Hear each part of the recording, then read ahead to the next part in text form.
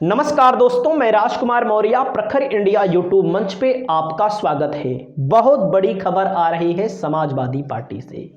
Samajwadi party के राष्ट्रीय अध्यक्ष अखिलेश यादव और बाबू सिंह कुशवाहा की पार्टी से गठबंधन होने जा रहा है। गठबंधन के साथ साथ लोकसभा के चुनाव में बाबू सिंह कुशवाहा को अखिलेश यादव उतार सकते हैं सबसे बड़ी सीट से। वो सबसे बड़ी लोकसभा सीट कौन सी है? बहुत चर्चा में रही है सीट जौनपुर की लोकसभा सीट। ऐसा क्यों? अभी आपने देखा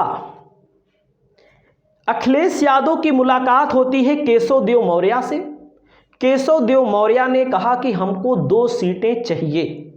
अब कितनी मिलेंगी कितनी नहीं मिलेंगी, दोनों नेता आपस में बात करेंगे। कौन लड़ेगा कौन नहीं लड़ेगा वो सब आपस में नेता बात करेंगे। लेकिन ऐलान केशव देव मौर्य ने कर दिया, महान दल के राष्ट्रीय अध्यक्ष ने कर दिया।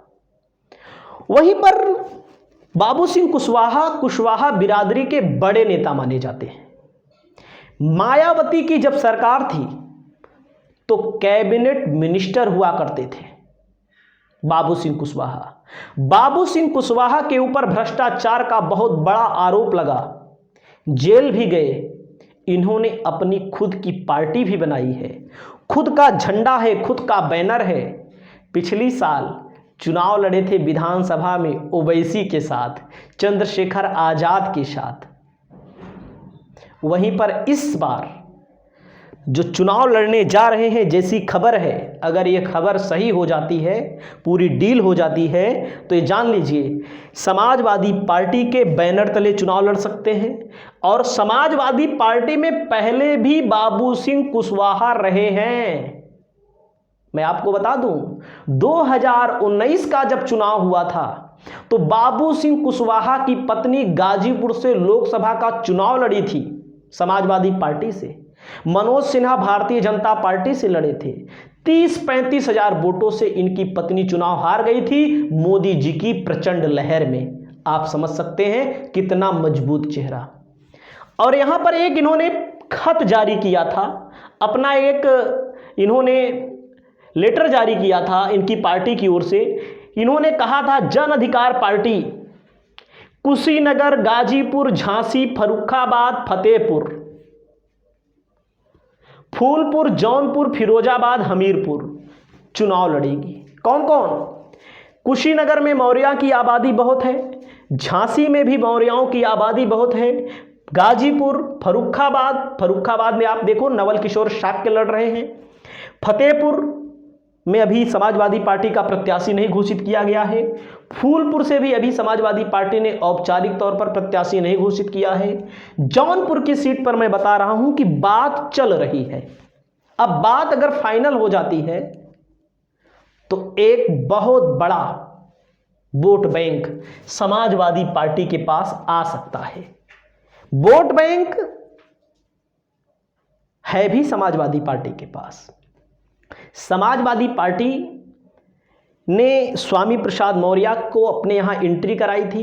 स्वामी प्रसाद मौर्य ने पार्टी छोड़ा, अपनी पार्टी बनाई, विधान परिषद की सीट भी उन्होंने छोड़ दी। समाजवादी पार्टी को झटका भी बहुत तगड़ा लगा, अंदर से लगा भाई एमएलसी का 1 सीट कम हो गई। पल्लवी पटेल ने भी छोड़ दी।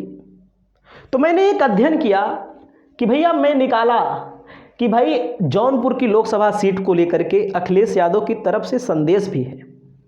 यहाँ यादवों की संख्या बहुत है, मुसलमानों की भी संख्या बहुत है। जौनपुर समाजवादियों का गढ़ रही है। 2022 का जब चुनाव हुआ था, मैं आपको बता दूं क्योंकि आंकड़ा बताना जरूरी है, मलहनी से लक्की यादव चुनाव लड़े थे, चुनाव जीते थे। धनंजय सिंह तो जेल में ही हैं, आपको पता है, जनता दल यूनाइटेड से। बसपा 3 नंबर पे थी, भाजपा 4 नंबर पर थी।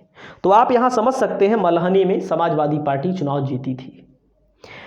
मुंगरा बादशाहपुर में पंकज लड़े थे समाजवादी पार्टी की तरफ से, चुनाव जीते थे, पंकज लड़े थे। और गिरीश यादव भाजपा की तरफ से लड़े थे जौनपुर से। और सपा ने मोहम्मद अरशद खान को चुनाव लड़ा दिया था। सलीम को बीएसपी ने चुनाव लड़ा दिया था। मतलब समाजवादी पार्टी ने मुस्लिम कैंडिडेट दे दिया था और भाजपा ने यादव कैंडिडेट दिया था। भाजपा यहाँ जीतने में सफल रही है और भाजपा बदलापुर सीट से भी चुनाव जीती है। रमेश चंद्र मिश्रा चुनाव जीते हैं मात्र 1326 वोटों से। बाबा दुबे सपा से चुनाव लड़े थे, हार गए, 81,065 वोट पाए, 1326 वोटों से हार गए थे। उसके अलावा मैं बात करूं, शाहगंज में निषाद की पार्टी चुनाव जीती है 719 वोटों से। यानी कि समाजवादी पार्टी कौन कौन सी सीट जीती है?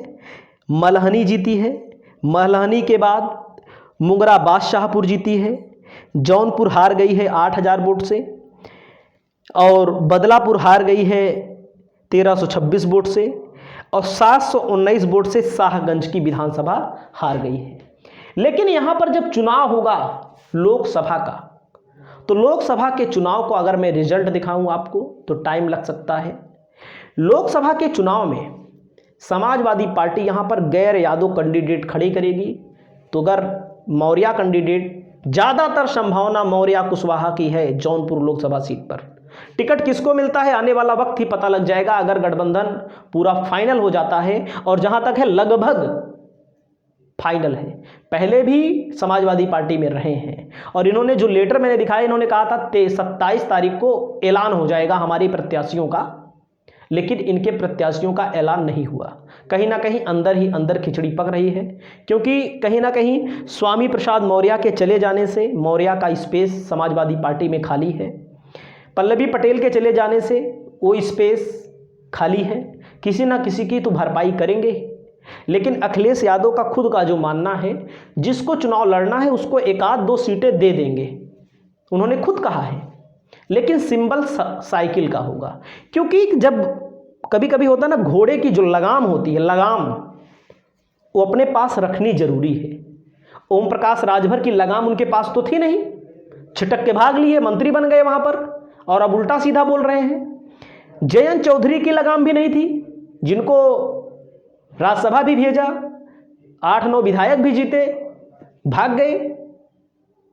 तो आप समझ सकते हैं पल्लवी पटेल की लगाम नहीं, लगाम थोड़ी है, लगाम थोड़ी है उनके पास, क्योंकि वो सपा के सिंबल पर विधायकी का चुनाव जीती है।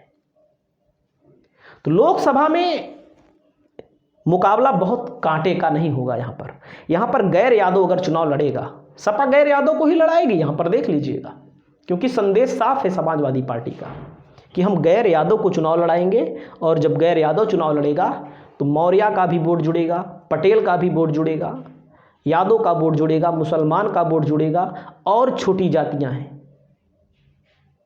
नाऊ की जाति है, विश्वकर्मा की जाति है, बढ़ई की जाति है, तमाम जातियों का वोट, जातियों से ही राजनीति बीजेपी भी करती है, अन्य पार्टियां भी करती हैं।